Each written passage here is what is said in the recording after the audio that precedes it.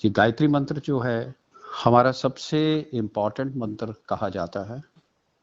ये प्रभु की के जप के लिए, आराधना के लिए, ये हम सारे लोग जो हैं ये इतना प्रसिद्ध है कि किसी भी चीज को करने से पहले, कोई भी यज्ञ करने से पहले, कोई भी अच्छा काम करने से पहले, कोई भी प्रार्थना करने से पहले हम ये सारे इसका जाप करते हैं या इस मंत्र को गाते हैं, क्योंकि ये इतना पवित्र मंत्र है। क्योंकि ये प्रभु से प्रार्थना का मंत्र है। प्रभु से हम प्रार्थना कर रहे हैं कि हे प्रभु, हमें जो है ऐसी शक्ति दे, ऐसी बुद्धि दे, ऐसा प्रकाश दे कि हम तुम्हें जान सकें, और हम तुम्हें जान सकें और तू जो है हम तेरे पास ध्यान कर सकें, क्योंकि तू ही हमारे सब दुखों का नाश करने वाला है। तू ही हमें कर्मों का फल प्रदान करने वाला है। तू ही हमें सब कुछ देने वाला है। तो प्रभु की जो सबसे अच्छी प्रेयर है वो इसी से शुरू होती है। किसी भी जगह पे जब हम कोई भी शुभ कार्य करते हैं तो गायत्री मंत्र का जाप करते हैं। तो गायत्री मंत्र का सबसे पहले जो उसमें शब्द है वो ओम है। ओम करके प्रभु को एड्रेस किया गया है। ये प्रभु को एड्रेस कर किया हुआ है कि प्रभु तू ओम है। ओम एक प्रतीक शब्द है। ओम हमारे शास्त्रों में ओम की साउंड ऐसी है, ओम की साउंड ऐसी है कि पवित्र साउंड है। ये जो ओम है इसके आ उ म, ये जो साउंड, इस साउंड से पूरी हिंदी की वर्णमाला बनती है। तो ये साउंड है, ये पूरी वर्णमाला को रिप्रेजेंट करता है। ये साउंड जो है वो पूरी की पूरी सारे संसार के वाइब्रेशंस को, सारी संसार में जितनी तरह की भी वाइब्रेशंस हैं, जितनी तरह के भी शब्द हैं, उन सबको रिप्रेजेंट करता है। उन सबको कंबाइन करने के बाद ही ये ओम का जो साउंड है, वो जो साउंड जब बोलते हैं तो उससे ऐसी प्रतिध्वनि होती है, ऐसी वाइब्रेशंस पैदा होती हैं कि जो बहुत ही पायस हैं, जो बहुत ही पवित्र हैं, जो कि आपके मन को सूदिंग, प्लीजिंग, हैप्पी वाइब्रेशंस प्रदान करती हैं। तो इसलिए ओम का शब्द जो चुना गया है, जो हमारे वेद और शास्त्रों में ओम का शब्द चुना गया है, तो वो ओम का शब्द जो है वो इसीलिए चुना गया है कि जितने भी आपको पीस देने वाली साउंड्स, वाइब्रेशंस, शब्द, उन सब का जो इफेक्ट है इन 3 शब्दों में डाल दिया गया है, ओम में डाल दिया गया है। तो इसलिए इस पवित्र शब्द को, अब ये पवित्र शब्द जो वेदों ने खोजा हमारे लिए, वेदों ने, ऋषियों मुनियों ने जो बताया हमारे लिए, तो वो उसका नाम क्या, उसका क्या मतलब है, वो कैसे उन्होंने इसको पाया। तो वो जो है अ उ म, जो ओम है, जो 3 शब्दों से मिला हुआ है। जब हम बोलते भी हैं तो जो अ बोलते हैं उसमें हम अंदर ध्वनि लेके जाते हैं, मीन्स क्रिएशन कर रहे हैं। उससे हमारे अंदर संचार होता है, प्राणों का संचार होता है। जो ओ से हम जो है वो अपने अंदर जो है वो प्राणों को लेके जाते हैं, तो हमारे प्राणों के अंदर संचार होता है। और जो ओ है उससे हम सारे प्राणों को अपने सारे के सारे शरीर में सर्कुलेट करते हैं। और म से उसको सर्कुलेट करने के बाद जब हम म बोलते हैं तो मां से उसकी कंप्लीटनेस, हर ध्वनि में, हर ब्लड में उसकी कंप्लीटनेस से उन प्राणों का सर्कुलेशन कंप्लीट करके वो बाहर आते हैं। प्राण सारा कुछ हमें प्योर करने के बाद वो सारे प्राण वापस आते हैं। तो ओम की ध्वनि से हम जो हमारे अंदर के प्राण हैं, इनफैक्ट उनका भी व्यायाम कर रहे होते हैं, उनका भी प्राणायाम कर रहे होते हैं, उनको भी एनर्जी प्रदान कर रहे होते हैं।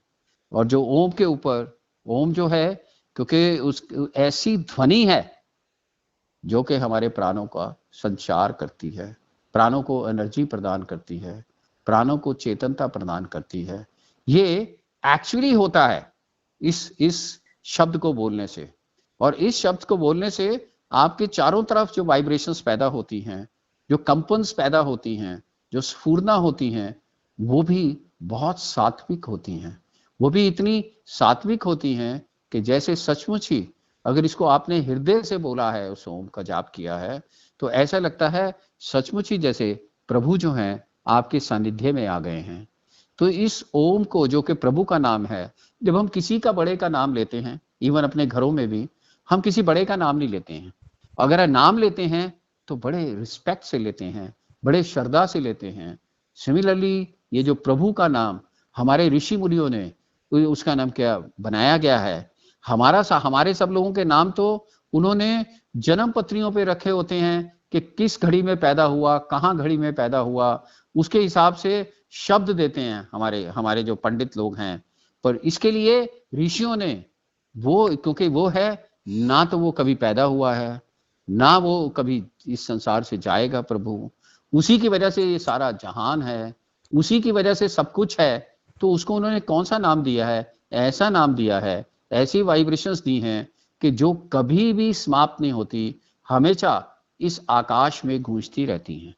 इस आकाश में गूंजती रहती हैं। कैसे गूंजती रहती हैं?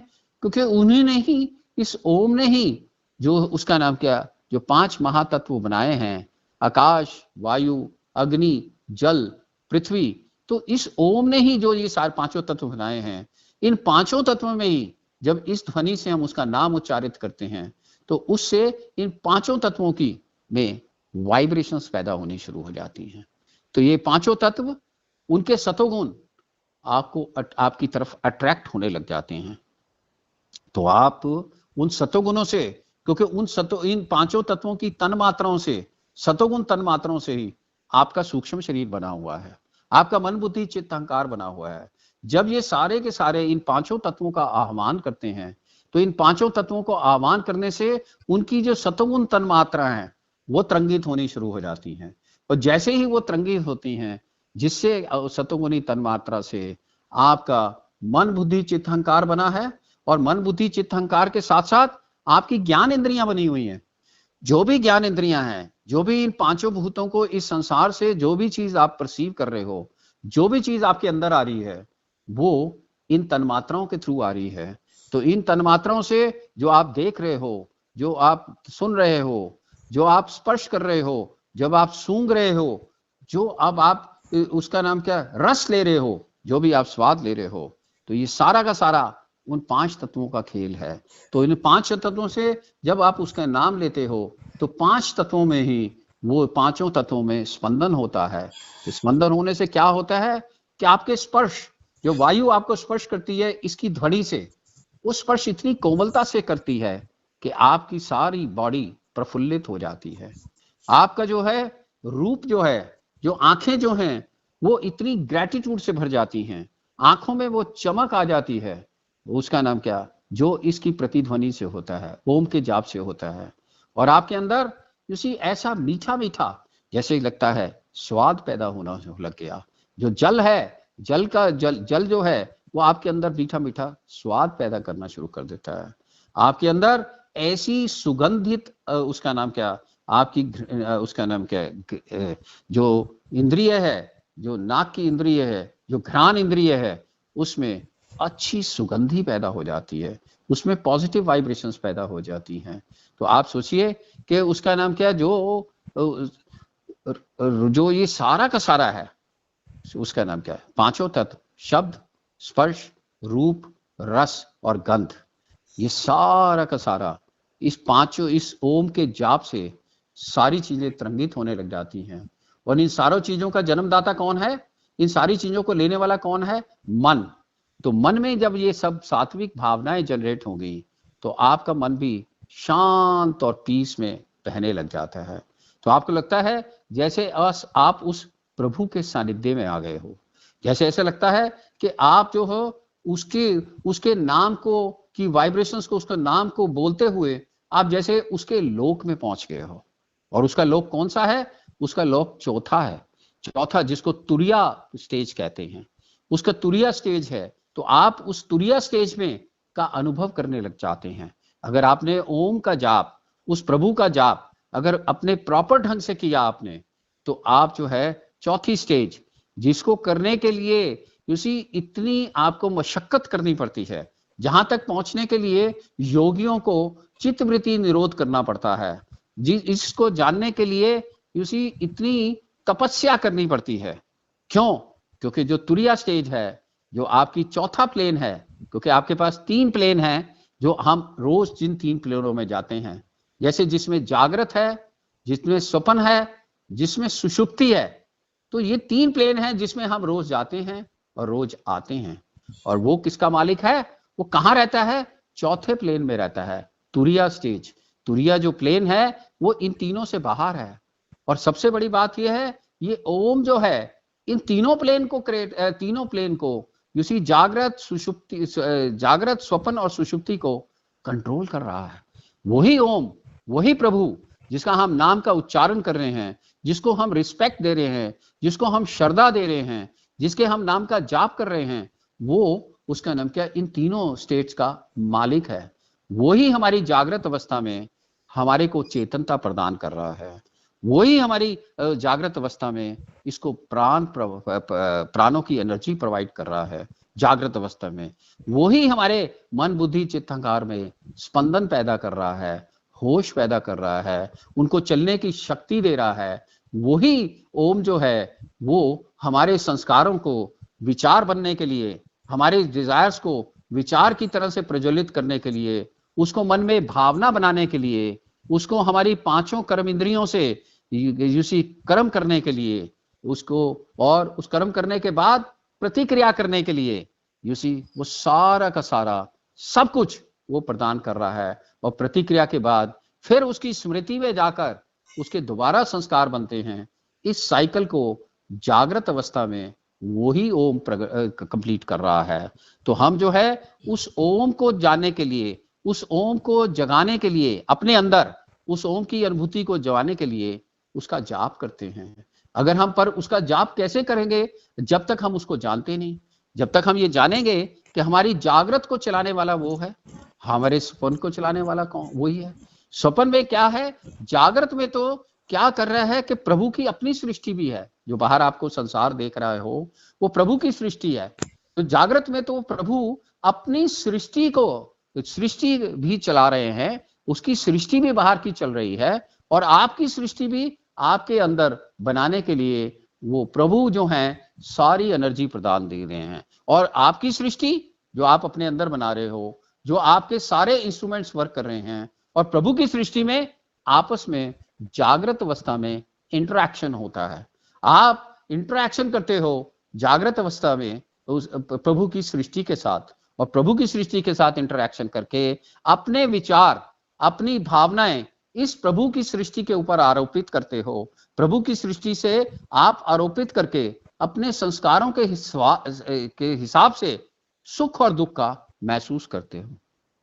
जितना भी आपकी जिंदगी में सुख और दुख जो जनरेट हो रहा है, आपके खुद के विचारों से, आपके खुद के संस्कारों से, आपकी खुद की इच्छाओं से जो भी जनरेट हो रहा है, वो प्रभु की, उसका नाम क्या, जो प्रकृति है, प्रभु का जो संसार है बाहर, उस संसार से आपका जो अंदर का संसार है उसके इंटरैक्शन से जनरेट हो रहा है। तो वो भी प्रभु की कृपा से हो रहा है, वो भी उस ओम की प्रेजेंस से हो रहा है, वो भी उसकी वजह से आप इस जिंदगी में होश पूर्वक जी रहे हो, होश पूर्वक इस जिंदगी में उसके इंटरैक्ट कर रहे हो, होश पूर्वक इस दुनिया में उसी सारे रिश्ते नाते निभा रहे हो। सारे जितने भी आप जो भी एक्शन आप कर रहे हो, जो अपनी 5 ज्ञान इंद्रियां, 5 कर्म इंद्रियां से जो भी संसार को अपने अंदर ले रहे हो, और अंदर से संसार को अपने अंदर उसी मत कर, और जो क्रियाएं बाहर कर रहे हो, वो सारा इंटरैक्शन के लिए ये प्रभु जो हैं उन्होंने ही सारा अरेंजमेंट कर रहा है। तो प्रभु की सृष्टि की वजह से ही आप अपनी सृष्टि को अपने अंदर बनाकर आप अपनी प्रभु की सृष्टि के साथ इंटरैक्ट करके जागृत अवस्था में सुख दुख महसूस कर रहे हो। जो जागृत का प्लेन है वो भी इस ओम से ही प्रज्वलित है, इस ओम से ही उसका नाम क्या, उसमें प्रकाश हुआ है। तो वो जो ओम है, उसके बाद दूसरी स्थिति जो आपकी स्वप्न की स्थिति है, उस स्थिति में प्रभु क्या करते हैं? आपकी जो संसार की सृष्टि है, प्रभु की सृष्टि है, प्रभु उस सृष्टि को सुला देते हैं।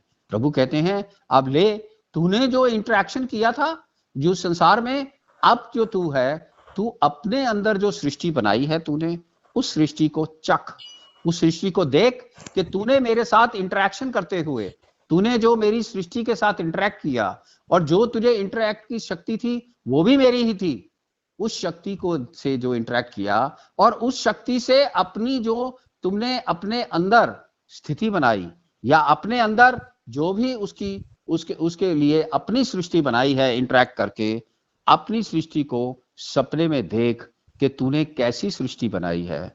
तो जब हम सपने में देखते हैं, सपने दूसरी स्टेज में हम जाते हैं, तो सपने में भी प्रभु हमें कैपेसिटी देते हैं अपनी सृष्टि करने की, जनरेट करने की। तो हम सपने में देखते हैं कि हम अपनी सृष्टि जनरेट करते हैं, और हम देखते हैं कि कितनी ऊटपटांग सृष्टि है। क्या हमने सारी की सारी सृष्टि जो बाहर जब इंटरेक्ट कर रहे थे जागृत अवस्था में, तो वो कोई ठीक ठाक लग रही थी, उसमें कुछ सुख दुख लग रहा था, पर ये सपने की सृष्टि में तो ऊटपटांग है, ना सिर है, ना उसका पैर है, ना इधर है ना उधर है, ना वो एक तरतीब में है, वो ऐसी बन गई है कि हमें समझ में ही नहीं आ रहा कि हमने कुछ सृष्टि बनाई भी है कि क्या है। तो हमें सपने में पता लगता है कि हमारी कैपेसिटी क्या है। अगर वो प्रभु अगर ना हो जागृत अवस्था में, प्रभु अगर ना हो, तो हमारी सृष्टि जो हमने अपनी बनाई है सपने में, हम तो ऊटपटांग पागलों की तरह से बिहेव करते हैं।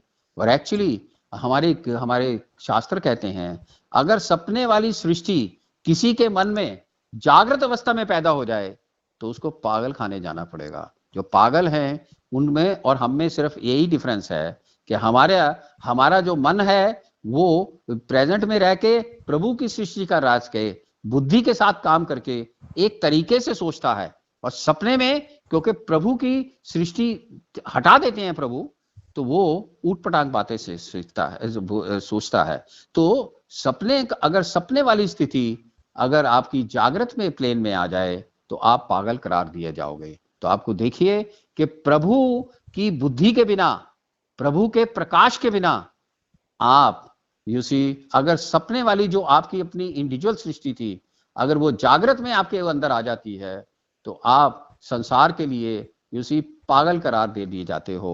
और संसार में इंटरेक्ट करने के लिए आप जो हो, जिसको कहना चाहिए आप जो हो, उसके लिए आप इंटरेक्ट ही नहीं करते थे, उसके लिए असफल माने जाते हो। उसके लिए आपको इंटरेक्ट करने के लिए जो बुद्धि चाहिए, अगर वो बुद्धि नहीं है आपके पास, तो आप सपने वाली स्थिति जागृत में लाकर अपने आप को इसके लिए निषिद्ध शो करते हो कि आप इस जिंदगी में इंटरेक्ट नहीं कर सकते। तो आपको ठीक करने के लिए आपकी जागृत की सृष्टि का याद कराना पड़ेगा, और प्रभु कृपा होगी तभी इस चीज से बाहर आओगे।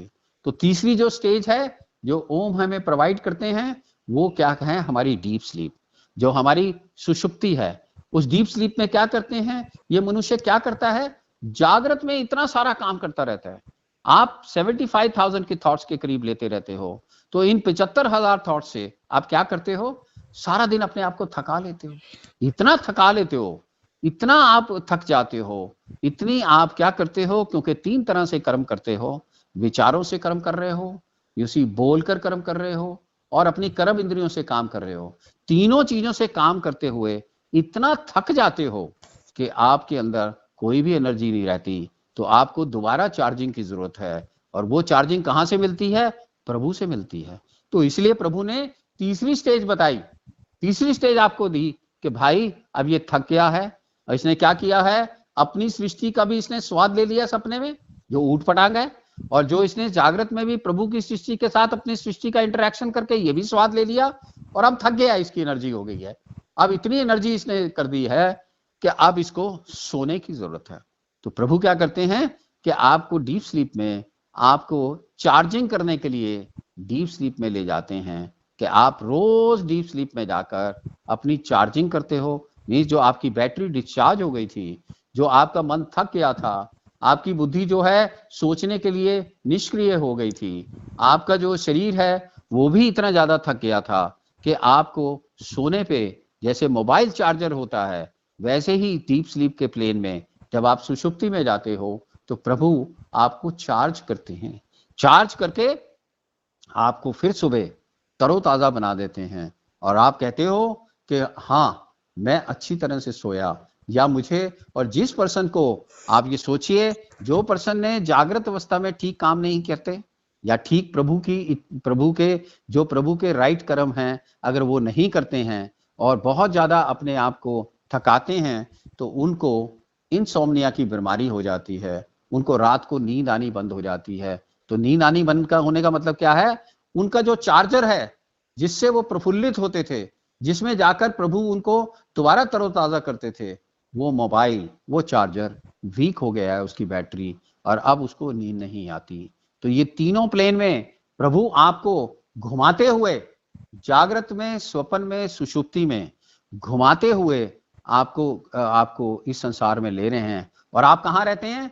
आप कहाँ रह रहे हैं? तुरिया स्टेज में, जो इन तीनों स्टेज के बाहर है। वो इन तीनों स्टेज के चौथी जो स्टेज है वो प्रभु ओम जो है उस स्टेज में रहते हैं, जिसको तुरिया स्टेज कहते हैं, जिसको इससे बाहर कहते हैं, जो इससे चौथी स्टेज है। और चौथी स्टेज में कौन जाएगा? वही जाएगा जो योगी, जो योगी जो है इस ओम को उसी ध्याएगा, इस ओम को चिंतन करेगा, इस ओम को पाने की प्रार्थना करेगा, इस ओम के लिए इस संसार में काम करेगा, जिसके लिए ये गायत्री मंत्र बोला गया है कि ओम के ध्यान करने के लिए, उस ओम को जानने के लिए, ये उसका नाम क्या? गायत्री मंत्र बोला गया है कि गायत्री मंत्र प्रभु के लिए प्रार्थना है। प्रभु को प्रार्थना की जा रही है कि हे प्रभु, मेरी जागृत, स्वप्न, सुषुप्ति जो तेरी वजह से चल रही है, वो उससे मुझे ज्ञान दे कि मैं तुझे मिलने के लिए, तुझे मुझे अपने पास बुलाने के लिए या अपने से मिलाने के लिए, तो भी मुझे उस चौथी अवस्था, उस तुरीय अवस्था का ज्ञान करा। और प्रभु को ज्ञान कराने का मतलब यह है कि प्रभु को, उसका नाम क्या, जब तक हम उसकी स्तुति नहीं करेंगे, जब तक उसके बारे में ज्ञान प्राप्त नहीं करेंगे, जब तक उसके बारे में उसको प्रेम नहीं करेंगे, तो कैसे हम किसी अपने लक्ष्य पे पहुंच सकते हैं? तो उसके लिए उसका नाम क्या है, कौन सी चीज है हमें, कैसी हम प्रभु से प्रार्थना करें? तो उस प्रार्थना को इस गायत्री मंत्र में बताया गया है। इस गायत्री मंत्र में बताया गया है कि ओम, जो प्रभु तेरा नाम है, उसको उनके नाम से एड्रेस करके, जप करके कि हे प्रभु, हे दाता, हे उसका नाम क्या, मुझे उसका नाम क्या, तू प्राण प्रदान करने वाला है, तू मुझे सारी की सारी चेतना और प्राणों का संचार मेरे अंदर कर रहा है, उसके प्रति ग्रेटिट्यूड भर के, और क्या करने वाला है कि मुझे इस संसार में अपनी के साथ इस सुख दुखों का, जैसे मैंने कहा, सुख दुखों का मेरे लिए, सारा सुख दुखों का, मेरी दुखों का नाश करने वाला है और मुझे सुख प्रदान करने वाला है। और आपका सुख दुखों का नाश करने वाला कैसे है? वो ऐसे है कि उसने हमें बुद्धि प्रदान की हुई है, उसने हमें बुद्धि दी हुई है। और जो बुद्धि किसका प्रतीक है? सूर्य का प्रतीक है। सूर्य जो है दो चीजें आपको प्रदान करता है। तो वो जो प्रार्थना कर रहे हैं कि हमारी बुद्धि को तू सूर्य की तरह से बना दे, वो बुद्धि में सूर्य जो है हमें एनर्जी प्रदान कर रहा है, सारी हीट प्रदान कर रहा है और प्रकाश प्रदान कर रहा है। तो हमारी बुद्धि को तू सूर्य की तरह से कर दे, हमारी बुद्धि को तू इतना प्रकाशवान कर दे कि हम उस प्रकाश में, मेरी बुद्धि को ऐसा बना दे, मेरी बुद्धि में ऐसा विवेक जनरेट कर दे, मेरी बुद्धि में ऐसी, मेरी बुद्धि को मेधावी बना दे, ऐसे मेरी बुद्धि को रितंबरा बना दे, और ऐसे ही मेरी बुद्धि को उससे भी आगे प्रज्ञा बना दे, जिस बुद्धि को तो हे सूर्य देव की तरह से जो आप हो, जो आपके पास वो शक्ति है, उस बुद्धि को मुझे प्रदान करो, ऐसी बुद्धि मुझे दो हे प्रभु, हे ओम, कि मुझे तुम्हारे, आपका उसका पता लगे कि आपकी चौथी स्टेज क्या है, कहाँ रहते हो आप, आपका जो चौथा स्टेज है उसको जानने के लिए मेरी बुद्धि में प्रकाश प्रदान कर, और उसको सूर्य की भांति ही इतनी एनर्जी प्रदान कर कि मैं इतना एनर्जेटिक हो जाऊं, मैं इतना तेरे प्रति इतना समर्पित हो जाऊं कि इस सारे संसार में कोई भी मैं और काम ना करूं, कोई भी मेरा किसी की तरफ जरा सा भी ध्यान ना रहे, सिर्फ अपने कर्तव्य को पूरा करने के बाद ऐसे कर्म करूं कि जो मेरे कर्तव्य कर्म हो वो करने के बाद, जो मेरे नित्य कर्म हो वो करने के बाद, जो मेरे निमित्त कर्म हो वो करने के बाद सिर्फ मैं ऐसे कर्म करूं, निष्काम कर्म, जिसमें मेरी बुद्धि को इतना प्रगाढ़ उसमें, इतना उसमें धृति डाल दे, इतना उसमें डेप्थफुलनेस डाल दे कि जिससे मुझे वो निष्काम कर्म करते हुए तेरा सानिध्य प्राप्त हो। तो इस प्रार्थना को प्रभु को कर रहे हैं, बुद्धि करेंगे, मेरी बुद्धि को इतना आप प्रज्वलित कर लो, तो उसको, तो मैं वो मेरी बुद्धि जो आपको जान सके, जो के जान सके, क्यों क्या जान सके, क्योंकि हमें पता है हमारे कर्मों का फलदाता प्रभु है। जो भी हम कर्म करते हैं वो न्याय से प्रभु ही कर्म फलदाता कहता है, कर्म करता है। तो हमारी बुद्धि में जब इतना प्रकाश हो जाएगा तो हम जो है उस बुद्धि को, उस बुद्धि से जो हमारे राइट कर्म करने की वो शक्ति होगी वो पता लगेगी, क्योंकि कर्मों का, फलों का कर्म फलदाता प्रभु है। तो वो ओम है, जिसका नाम ओम है, तो हम जो है उसको प्रार्थना कर रहे हैं कि हम ऐसे जो कर्मों को करें, ऐसी हमें बुद्धि प्रदान कर कि तुझे तेरे से प्रेम हो और तू हमारा उद्धार करे। तू हमें उद्धार करना क्या है, तू हमें इस संसार से हटा के अपनी चौथी स्टेज में, अपने पास, अपने प्लेन में हमें आकर्षित कर, हमें वहां बता, क्योंकि तेरी बिना हेल्प के, तेरी बिना कृपा के मैं वहां पे नहीं जा सकता। तेरी कृपा जो है जब तक मेरे ऊपर नहीं बरसेगी, जब तक तो मैं अपने आप, तो मैं जो क्रिएट करता हूं वो मैंने देख लिया, मैंने अपनी जो स्थिति है जान ली कि जब मैं सपने में जाता हूं तो मेरी स्थिति ऐसे ऊटपटांग पर्सन की है जिसका ना सिर है ना पैर है। तो अगर मैं तेरी सृष्टि के बिना इस संसार में भी विचरण नहीं कर सकता, तेरी बुद्धि दिए हुए बिना इस संसार में भी नहीं अच्छी तरह से कर सकता, तो कहां मुझे पता है प्रभु कि कैसे मेरा उद्धार होगा, कैसे मुझे कर्म करने हैं। इस सब का ज्ञान दे प्रभु। प्रभु मुझे ऐसा कर कि मैं जो है इस तरह का चिंतन कर सकूं, मैं इस तरह का ध्यान कर सकूं, इस तरह का मनन कर सकूं, इस तरह से आपके शास्त्रों को श्रवण कर सकूं।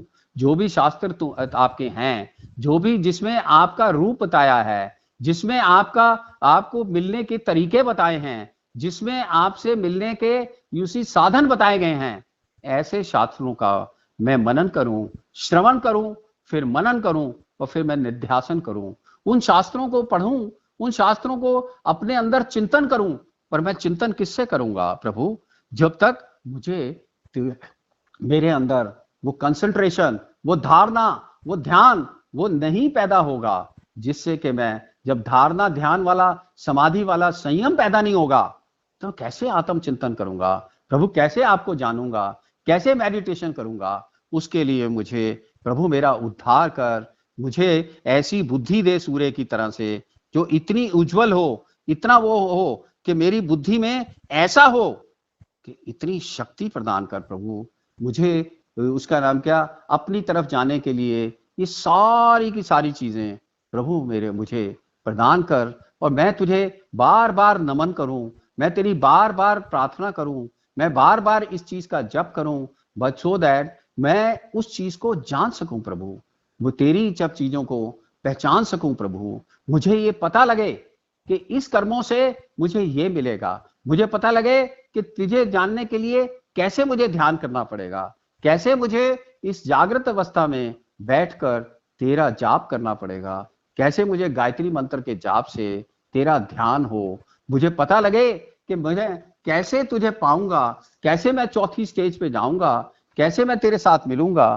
तो वो प्रभु से प्रार्थना करते हैं, यही प्रार्थना करते हैं गायत्री मंत्र में कि हे प्रभु, हे मुझे प्राण देने वाले, हे मेरे दुखों का नाश करने वाले, हे मुझे सुख प्रदान करने वाले, हे सूर्य की भांति जो बुद्धि देने वाले, हे उसका नाम क्या, तो उसके लिए प्रभु को बारंबार साष्टांग प्रणाम करके प्रभु के द्वार पे जाकर बार बार उस प्रेम से, जब गायत्री मंत्र का जाप करता है, और गायत्री मंत्र का जाप ऐसे नहीं करता, पहले मुंह से करता है, पहले वो क्या करता है, ऊंची ऊंची करता है, जैसे किसी प्रभु को बुला रहा हो, फिर प्रभु को बुलाता है, इस उसकी सृष्टि में जोर जोर से जाप करता है, उसके बाद वो जाप को आहिस्ता आहिस्ता अपनी जबान से करना शुरू कर देता है, अपने होठों से करना शुरू कर देता है, अपनी वॉइस को डाउन कर लेता है। जब वॉइस को डाउन करता है, आहिस्ता आहिस्ता वो जैसे उसकी जीभ जो है सिर्फ कंपन पैदा करती है।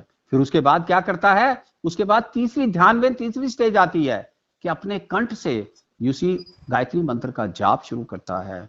कंठ से उसका हिलता है कंठ, और उसका गायत्री मंत्र का जाप हो रहा होता है। उसमें से जैसे लगता है सिर्फ कंपन हो रही है। उसके बाद वो मन के अंदर चला जाता है, हृदय के अंदर चला जाता है। जब हृदय के अंदर जाता है तो हृदय के अंदर भी उसकी कंपन होती है, उसकी धड़कन होती है। उस धड़कन के साथ गायत्री मंत्र चल रहा होता है। ऐसे लग रहा होता है कि उसका प्रवाह चल रहा है, उसकी स्पंदन चल रही है, और वो वैसी स्पंदन है गायत्री मंत्र की। ऐसा उसमें शब्दों का जोड़ है, ऐसा उस मंत्र का जोड़ है कि उसके अंदर के प्राण, उसके अंदर की एनर्जी, उसका ब्लड सर्कुलेशन, उसके प्राण अपान व्यान समान उद्दान सारे ऐसी शांत दशा होनी शुरू हो जाती है कि उसका मन टोटली शांत होता है। और उस शांत मन को जब देखता है, उस शांत मन को जब साक्षी भाव से देखना शुरू करता है, तो आहिस्ता आहिस्ता साक्षी भाव और गायत्री मंत्र दोनों की वननेस होने लग जाती है। और जब दोनों की वननेस होती है तो धारणा ध्यान समाधि क्या होती है, इस धारणा से चलता है। वो पहले उस मंत्र को देख रहा होता है, उस मंत्र को देखते देखते ही आहिस्ता आहिस्ता वो खाली वो मंत्र रह जाता है, और वो रह जाता है। बाकी सारी वृत्तियां गायब हो जाती हैं, और आहिस्ता आहिस्ता वो खुद भी गायब हो जाता है, आप भी गायब हो जाता है। गायत्री मंत्र ही रह जाता है अंदर, गायत्री मंत्र ही है, ना वो है खुद, ना कोई और है। जब खाली गायत्री मंत्र रह जाएगा, सब कुछ गायब हो जाएगा, फिर क्या होगा? गायत्री मंत्र अपने सारे भेद, अपने सारा बॉस, अपने सारे ओम, उन सबको बिखेरना शुरू कर देगा, उसके अर्थों को प्रज्वलित करना शुरू कर देगा। आपके अंदर प्रकाश का संचार हो जाएगा, सारी दशा चिन्मयता होती जाएगी, अंदर चिन्मयता का प्रकाश होगा। ऐसा लगेगा जैसे ओम प्रभु आपके हृदय में उतर आए हैं। आप कहीं भी नहीं हो, आप अपने आप को भूल गए, अनकॉन्शियस हो गए। ना आपको अपना पता है, ना आपको शरीर का पता है, ना आपको मन का पता है, ना आपको बुद्धि का पता है, ना आपको अहंकार का पता है, किसी भी चीज का पता नहीं है। एक चिन्मयता आपके अंदर होगी। आपके अंदर ऐसा लगेगा जैसे प्रभु चिन्मय होके, उसी प्रकाश होके आपके अंदर प्रज्वलित हो गए। आप अपने आप को धन्य करोगे, उनको जैसे करोगे उनमें ही लिपट जाओगे, उनके साथ ही बैठोगे, और ऐसा लगेगा जैसे अंदर अमृत वर्षा हो रही है। जैसे अंदर ऐसा लगेगा कि इस चिन्मयता से आप जो है इतने शांत हो गए, आप अपने आप ऐसे हो गए कि किसी और लोक में चले गए। आपके ना जागृत में हो, ना आप स्वप्न में हो, ना आप सुषुप्ति में हो, होश में हो।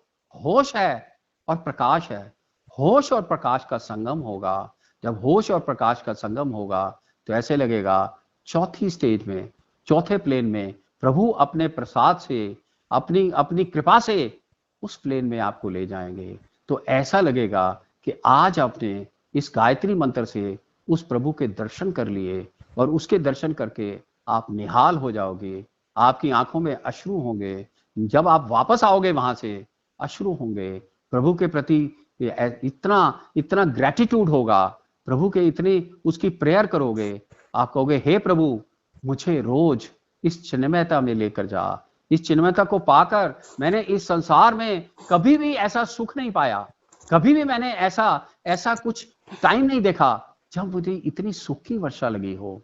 मैंने इस संसार में जो भी पाए, इस संसार में चीजें इसके सामने नगण्य है। प्रभु प्रभु मुझे इसी प्लेन में रहने दे, मुझे अपने साथ ही रख। मैं जो है इस प्लेन में ही रहने के लिए मुझे अच्छा लग रहा है।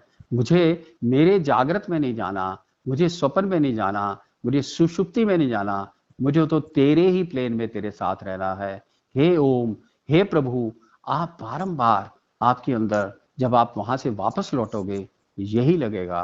और अगर आप इस तरह की स्टेजेस में जाने लग गए तो एक दिन आपको इस संसार से वैराग हो जाएगा। और जब इस संसार से वैराग होगा और इसका अभ्यास बार बार होगा तो आप ज्यादा देर प्रभु के उसी लोक में रहने लग जाओगे और उसी लोक के दर्शन से आपका मनुष्य जन्म सफल होगा।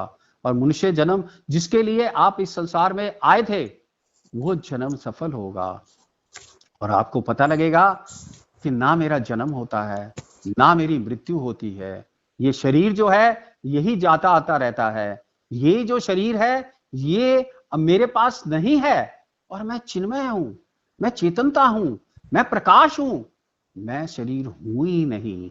तो आपको अपने शरीर ना होने का आपको पता लगेगा। आपको लगेगा कि मैं कितना निकृष्ट जीवन जी रहा था, कि देह अध्यास और देह अभिमान में ही जी रहा था। मैंने ये सारी जिंदगी इस शरीर के लिए काम किया, इस शरीर के लिए ही चीजें इकट्ठी की, पर ये शरीर इसी जगह पे रह जाना है और मैं इस शरीर से बाहर की वस्तु हूं। हु एम आई? मैं वो चिन्मय हूं, मैं वो चेतनता हूं, मैं वो ओम का अंश हूं, मैं प्रभु का ही अंश हूं। और मैं कहाँ अपने आप को इतना उसका नाम क्या समझ रहा था, संसार में भटक रहा था, इन दुखों को जी रहा था, इन दुखों और सुखों के बीच में बटा हुआ था, और मैं जो है क्या हूं? तो आपको पता लगेगा तो आप क्या हो जाओगे। आप समझो जैसे पारस मणि को छूकर कोई भी लोहा सोना बन जाता है। इस गायत्री मंत्र की ध्यान करके, इस ओम का ध्यान करके आप भी उस ओम की पारस मणि से आप भी सोना बन जाओगे और वो सोना बन जाओगे। और पारस मणि क्या करेगी? पहले सोना बनोगे और फिर पारसमणि बन जाओगे। क्या पारसमणि कैसे? कि प्रभु आपको अपने ही लोक में सम्मिलित कर लेंगे और वहीं पे रहेंगे, उनके साथ ही रहेंगे।